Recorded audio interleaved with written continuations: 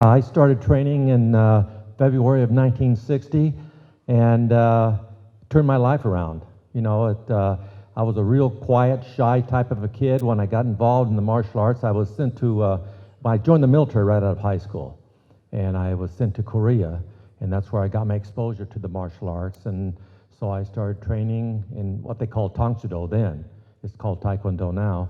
And so I made my black belt in Tangsudo, and my brown belt in Judo while I was over there.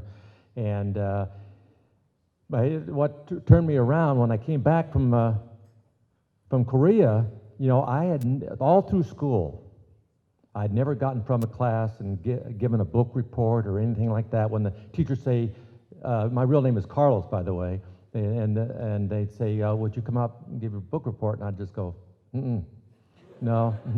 And I'd get just as embarrassed by saying no as I would if I'd gotten up there.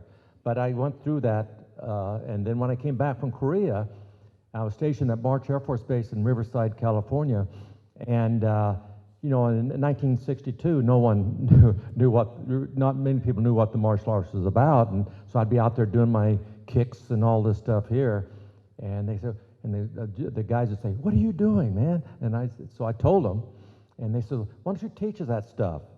So I thought, well, maybe I'll start a club here at the base, and so I sent out flyers out to everyone and I was going to give a demonstration, but I thought, I'm going to have to give a talk if I get in there in front of all those people. And I've never done that. And I'm 22 years old.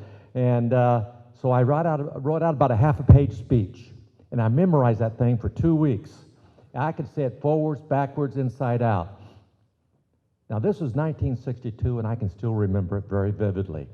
I walk into this gymnasium. There's like 400 people in there.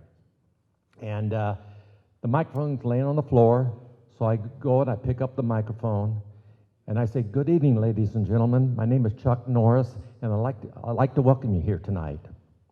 That's the last thing I remember.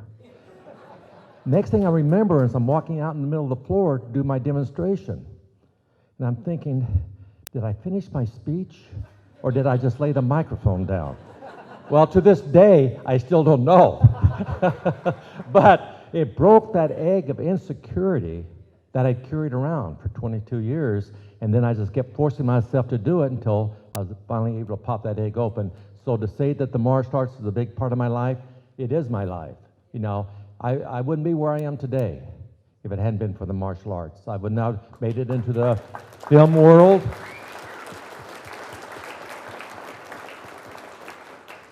And I wouldn't have the success that I'm very blessed to have to this day.